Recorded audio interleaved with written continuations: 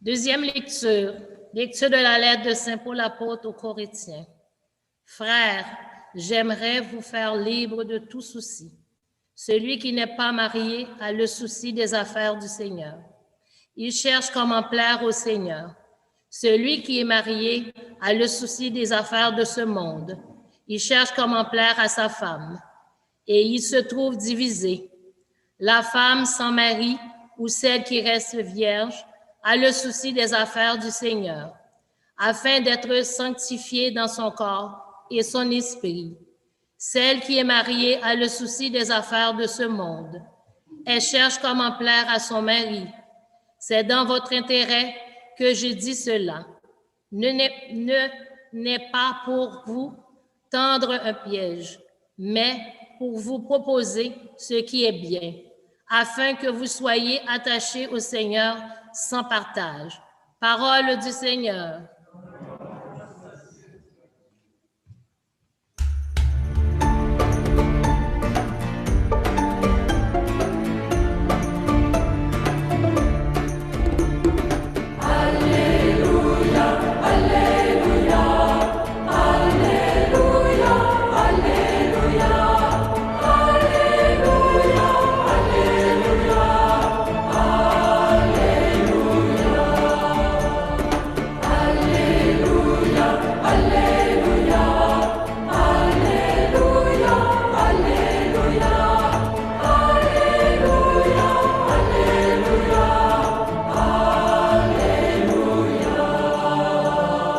Le Seigneur m'a envoyé porter la bonne nouvelle aux pauvres, annoncer aux captifs leur libération. Alléluia, Alléluia, Alléluia, Alléluia, Alléluia, Alléluia.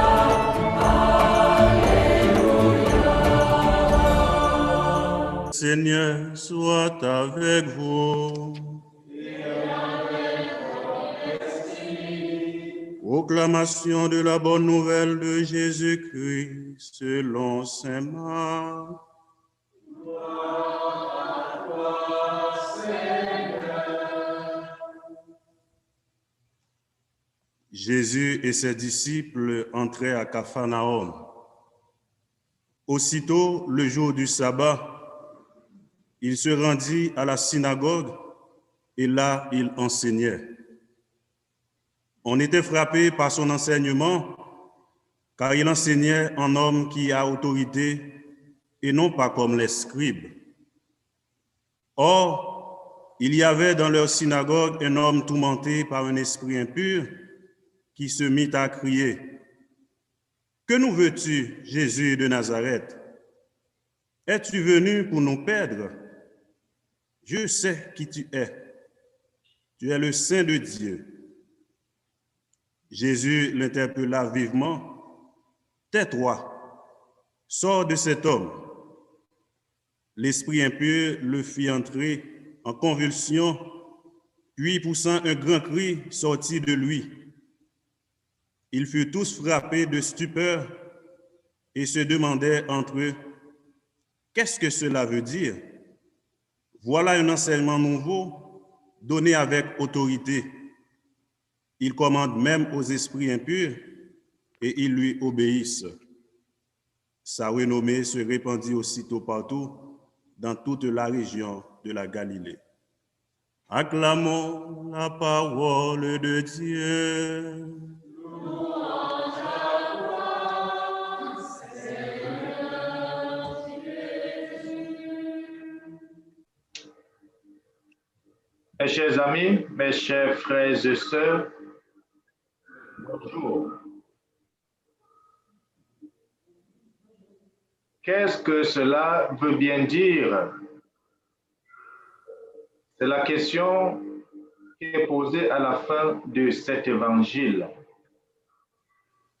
Qu'est-ce que cela veut bien dire pour moi, pour toi et pour le peuple de Dieu de voir un homme qui enseigne de façon nouvelle et qui agit avec autorité?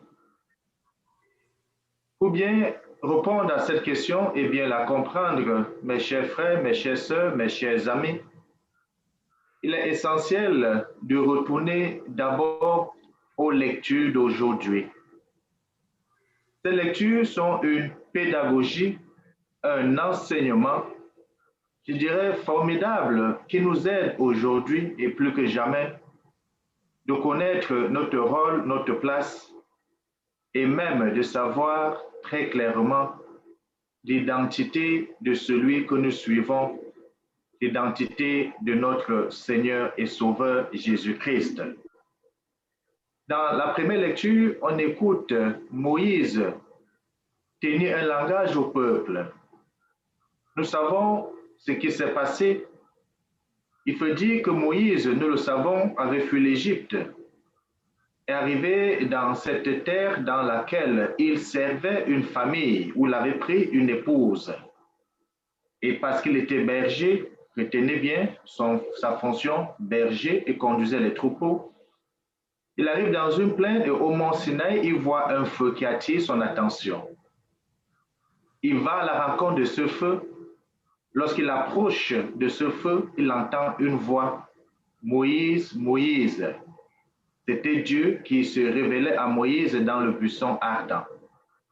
C'est une rencontre entre l'homme, lui qui est créé, et Dieu, lui le créateur. Et Dieu va donner une mission précise, une mission fondamentale à Moïse, celle d'aller libérer son peuple en captivité en Égypte. Et généralement et régulièrement, Dieu se manifestait donc ainsi au mont Sinaï dans le buisson ardent, en présence de Moïse, aussi en présence du peuple. Et c'est pendant cette rencontre du peuple avec Dieu dans le buisson ardent que bien le peuple va s'exclamer dans le passage que nous avons écouté aujourd'hui et dit que nous ne voulons plus voir Dieu parce que la Bible dit, l'Ancien Testament dit, on ne peut pas voir Dieu et rester en vie. Et Dieu va d'ailleurs demander régulièrement à Moïse de tourner sa face pour ne pas le voir. Qui peut entendre la voix de Dieu et rester en vie? Le peuple connaissant la gloire, la puissance et l'honneur de Dieu avait tout simplement souhaité que Dieu trouve un intermédiaire, un prophète qui devait venir leur parler et non Dieu lui-même. Et c'est dans cette optique que nous avons le péricope d'aujourd'hui, le passage d'aujourd'hui, où Dieu justement répond favorablement à la demande du peuple et dit donc le message que Moïse porte au peuple. Et dans ce message, il y a 4 éléments importants que nous devons décrypter, que nous devons comprendre pour pouvoir continuer notre vie de foi aisément. Dieu dit, oui, je vais vous donner un prophète, mais c'est moi, Dieu, qui choisirai ce prophète-là. Première condition. Deuxième condition, je vais choisir ce prophète, mais ce prophète va sortir du peuple de l'Alliance, du peuple avec qui est en communion avec moi. Troisième condition, ce prophète doit annoncer ce que moi je lui dis et non ce qui viendra de lui ou d'ailleurs. Donc c'est un prophète qui tient un langage de vérité. Et quatrième condition pour ce prophète, ça doit être quelqu'un dont la parole qui sort de sa bouche est une parole vitale. C'est-à-dire c'est une parole qui donne la vie, c'est une parole qui donne le salut. Voilà les 4 critères que Dieu donne donc à Moïse. Le bien de mon Père, mes chers amis, si on va très loin dans l'analyse en prenant chaque critère pour mieux comprendre la suite de l'Évangile, Dieu dit c'est moi qui choisirai le prophète. Et cela était important en son temps-là. Parce qu'à ce temps, il y avait des faux prophètes qui perdaient le peuple. Et c'est pour cela que Jérémie, dans son livre au chapitre 28, va se réprimander énormément contre les faux prophètes qui distraient le peuple et annoncent un message qui ne vient pas de Dieu.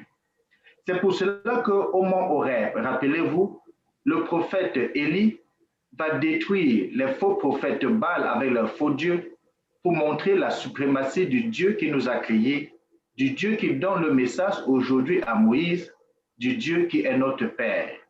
Donc, le prophète que Dieu désigne, c'est lui-même qui doit le choisir pour qu'il ne soit pas un faux prophète. Et nous pouvons faire une répercussion dans nos vies d'aujourd'hui. Vous savez, autour de nous, il y a plusieurs hommes, parfois plusieurs femmes qui se lèvent et qui disent qu'ils sont des prophètes, qui disent qu'ils sont des apôtres, qui disent qu'ils sont des bishops, qui disent qu'ils sont man or woman of God, et qui autour d'eux, justement, perdent parfois le peuple par des actes et des rituels parfois non recommandés par Dieu. Et nous savons que dans le temps de l'Avent, si nous avons bien sûr le temps de l'Avent, Dieu annonçait spécifiquement qu'il va envoyer au milieu du peuple un sauveur, un homme que lui-même aurait choisi, qui ne sera pas n'importe quel homme. Cet homme sera rempli de l'Esprit Saint. Dans Ésaïe 66, on dit d'ailleurs qu'il va apporter la libération aux captifs. Nous pouvons déjà commencer à identifier quel est le prophète que Dieu veut déjà choisir en donnant cette condition à Moïse. Deuxième condition qu'il choisit, le prophète devait sortir du peuple de l'Alliance, c'est-à-dire du peuple qui est en communion avec Dieu, qui est dans l'amour de Dieu. Et on le sait aujourd'hui aussi, dans le temps de l'Avent, Dieu annonce très clairement que ce prophète va sortir de la racine de Jessé, de la descendance du roi David, et son règne n'aura pas de fin. Vous pouvez déjà voir le clin d'œil et de voir de qui il s'agit. Troisième condition, ce prophète devait annoncer ce que Dieu dit et non ce que lui il dit. Et nous savons dans l'Évangile un homme qui disait toujours « Ce que je vous dis ne vient pas de moi, ça vient du Père qui m'a envoyé. Et ce que je vous dis, c'est parce que le Père me l'a révélé que moi je vous le révèle. » On peut déjà toujours voir dans un clin d'œil l'identité de ce prophète que Dieu annonce au peuple juif dans la première lecture. Et la dernière condition, c'est que ce prophète, la parole qu'il doit prononcer doit être une parole vitale, c'est-à-dire une parole qui donne le salut. Et nous savons très bien, si nous lisons par exemple Jean chapitre 8, le verset 32, il y a quelqu'un qui dit « Vous connaissez la vérité vous rendra libre. Vous connaissez la vérité vous affranchira. » En d'autres termes, vous connaissez la vérité et vous aurez le salut. Je suis la vie, je suis la vérité et je suis le chemin. Nul ne peut aller vers le Père sans passer par moi. Donc, ces quatre critères qui sont donnés dans la première lecture s'identifient à un homme qu'on appelle Jésus-Christ, qui est vrai Dieu et vrai homme. Et on peut donc bien comprendre pourquoi dans l'évangile d'aujourd'hui, on voit cet homme-là poser un enseignement nouveau. Et c'est pour cela que l'Église dit toujours que Jésus est le nouvel Moïse. Jésus est le nouvel Moïse pour plusieurs raisons. La première raison, c'est que, rappelez-vous, lorsque Moïse descend avec les tablettes du mont Sinaï, on dit que son visage était illuminé, son visage brillait, à tel point qu'on avait du mal à le reconnaître. Rappelez-vous aussi, au moment de la transfiguration, lorsque Jésus-Christ, lors des derniers moments, sera en concertation avec ce Moïse qui sera à côté de lui, et Élie, qui sont les deux grands prophètes connus des Juifs, Jésus aussi, on va dire, son visage était brillant, son visage était éclairant, son visage était illumineux. Donc voilà un premier critère qui peut déjà comprendre que Jésus-Christ est le nouvel Moïse. Deuxième autre critère, critère de la naissance. Dans la Bible, généralement, la naissance d'un homme qui est entouré par du mystère est un homme important. Le cas de Moïse, nous savons la naissance de Moïse, né dans une famille juive, pauvre, comme Jésus va venir dans une famille pauvre. Il ne va pas habiter dans une maison parce que sa mère va l'amener dans la rivière où les princesses se lavent, donc Jésus aussi sera amené dans la mangeoire et non dans la maison commune. Et qu'est-ce qui va se passer? Il va laisser l'enfant là-bas, il va laisser Moïse dans le ruisseau et la princesse va prendre l'enfant et va donc élever Moïse dans le palais du Pharaon, donc sous la coupole du roi. Et Jésus, on dit, c'est la descendance de David, c'est-à-dire le roi David, un grand roi. À ne pas oublier qu'à l'époque, l'Israël ou l'Égypte était le plus grand territoire, la plus grande puissance, et le Pharaon était le roi le plus puissant. Et la Bible va dire qu'il n'y a jamais eu de roi en Israël comme David, et c'est sous cette coupole que va naître Jésus-Christ. Voilà des similitudes qui permettent de comprendre déjà que cet homme, le nouvel Moïse, qui est reconnu par le peuple, est au milieu de nous, et c'est normal qu'il agisse. L'autre critère qui va montrer que Jésus est le nouvel Moïse, c'est par rapport à l'enseignement. Dans l'évangile que l'on a écouté, Saint Marc utilise 4 fois le mot enseigner et enseignement. Et on sait que c'est Moïse qui a apporté l'enseignement de la loi au peuple par les tablettes qui ont été inscrites. Et les tablettes étaient quoi? L'alliance que Dieu faisait avec son peuple. Moïse fait donc l'alliance avec son peuple. Et rappelez-vous tout à l'heure, Père Bruno à l'autel va prendre le vin qu'elle va consacrer, va dire ceci est le vin de l'alliance nouvelle et éternelle. Qui le dit? C'est Jésus-Christ lors de la dernière scène. Dans la dernière scène, il y aura cette alliance nouvelle et éternelle que Jésus va établir encore avec le peuple de Dieu. Et là, on peut mieux comprendre pourquoi il dit que nul ne peut aller vers le Père sans passer par moi. Donc le prophète, vous le voyez, vient de la lignée de l'alliance, vient du peuple de l'alliance, vient de quelqu'un qui tient le message qui vient de Dieu et non le message qui vient de lui-même.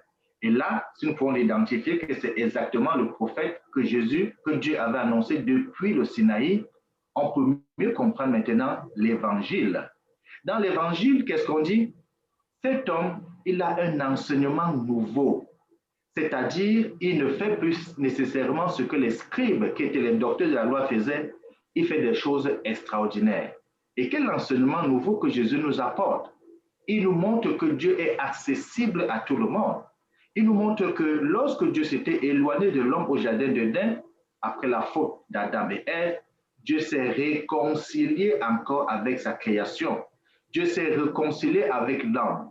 Dieu s'est réconcilié avec l'humanité. Et Jésus est donc l'exemple vivant au milieu de nous pour dire Dieu nous aime.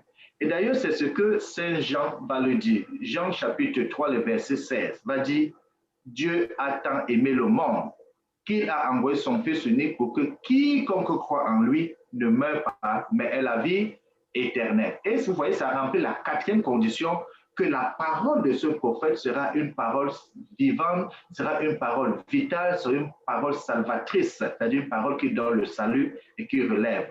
Donc, mes chers amis, et dans l'évangile, donc, on voit cet enseignement nouveau que Jésus nous apporte. Dieu désormais est à la porte du cœur de tout un chacun. Dieu est à la portée de tout un chacun. Jésus vient démocratiser Dieu. Et Dieu maintenant n'est pas seulement le Dieu du petit peuple de l'Alliance que nous avons connu avec Moïse. Dieu devient le Dieu de la grande alliance nouvelle éternelle avec toute l'humanité, avec toute race, tout peuple, toute nation, toute langue. Et c'est ce que Jésus va d'ailleurs dire. Je suis venu rassembler tous les brebis dispersées de la maison d'Israël. Et mon royaume, pour le dire très bien, n'a pas de fin, n'a pas de limite. Donc, vous et moi, mes chers amis, les biens de mon Père, nous faisons justement partie de ce nouveau Jérusalem, qu'on appelle généralement la Jérusalem céleste, c'est-à-dire les biens de mon Père, ceux qui sont appelés à hériter le royaume des cieux. Et hériter le royaume dont Christ, le nouveau prophète, est le roi pour l'éternité. Deuxième enseignement nouveau que Jésus nous apporte aujourd'hui dans l'Évangile et qui surprend tout le monde, c'est qu'il ne faut pas avoir peur de Dieu. Vous voyez, dans l'Ancien Testament, dans la première lecture, les gens ont peur de Dieu et demandent un prophète. Jésus dit non, on n'a plus le droit d'avoir peur de Dieu. Pourquoi? Parce que Jésus nous montre le visage d'un Dieu qui est un Dieu de miséricorde, un Dieu qui est toujours lent à la colère, mais un Dieu qui est prompt à réagir, un Dieu qui est compatissant, un Dieu qui nous aime, un Dieu plein d'amour et de bonté. Ça, c'est l'enseignement nouveau. Vous voyez comment il y a un déplacement même de l'enseignement de la théologie. Au début, on parlait d'un Dieu qui venge, un Dieu guerrier, un Dieu qui détruit, un Dieu qui envoie tout le monde à l'enfer. Mais Jésus, avec l'enseignement nouveau, dit non, ce Dieu n'est pas là pour nous détruire. C'est un Dieu qui nous aime, c'est un Dieu qui veut nous amener à la vie. Donc, c'est un Dieu qui peut retourner en lui avec confiance. Troisième enseignement nouveau que Jésus nous donne, c'est que le salut est donné à tout le monde. Le salut n'est plus seulement réservé au peuple juif. Le salut est donné à toi, à moi, que tu sois canadien, haïtien, ivoirien, centrafricain, camerounais, que tu sois de n'importe quelle nationalité, Dieu t'apporte le salut et ce salut passe par Jésus-Christ. Plus besoin de respecter les plus de 600 lois. 2 lois seulement, la loi de l'amour. Aimer Dieu de tout son cœur, de toute son âme et aimer son prochain comme soi-même. Et cet enseignement nouveau s'accompagne par des actes de puissance et d'autorité. Et c'est pour cela que pour confirmer ce que Isaïe 66 dit, que ce nouveau prophète va apporter au milieu de l'humanité la délivrance, il va guérir les malades, il va chasser les mauvais esprits. On le voit justement dans l'Évangile, ce que Jésus fait. Il recommande aux esprits de se taire et il demande de sortir. Il a autorité même sur le démon. Il a autorité même sur la méchanceté. Il a autorité sur le mal. Et ça sera d'ailleurs ce qu'il va faire au niveau de la croix. Au niveau de la croix, Jésus va mourir pour vaincre la puissance du mal et de la mort et pour nous donner la vie à tout temps. En Jésus, nous ne mourrons plus. En Jésus, nous avons la vie éternelle. Et c'est ça, ce qui est beau et ce qui est grand. Et hier déjà, on l'a vu également. Hier, on a vu Jésus-Christ toujours en train non seulement de parler avec autorité, mais de chasser le mauvais esprit qui le reconnaissait et le mauvais esprit qui sait qu'il est. Parce que le mauvais esprit dit, est-ce que l'heure est venue pour toi de nous perdre? Donc même Satan sait qu'il est vaincu au nom de Jésus, même Satan sait qu'il est vaincu par le sang de l'agneau, même Satan sait qu'il est vaincu par la mort de Jésus-Christ à Golgotha. Alors mes chers amis, si nous sommes du camp du vainqueur, c'est une joie pour nous. Si nous sommes du camp de celui qui a réussi et qui a gagné toutes les batailles, c'est une joie de le suivre et de ne pas être distrait. Et je termine en rappelant un élément de l'évangile. Dans l'évangile d'aujourd'hui, on dit que Jésus était parti avec les disciples. Des disciples qui montrent la nouvelle église. L'église naissante dont toi qui m'écoutes, moi qui parle, ceux qui ne sont pas là, nous sommes parmi ces disciples qui marchent désormais avec Jésus-Christ. Et si nous marchons avec Jésus-Christ, c'est pour annoncer la bonne nouvelle, c'est pour poser des actes au milieu de nous, c'est pour guérir les malades, c'est pour délivrer les captifs. Et cela devient pour nous une nouvelle responsabilité.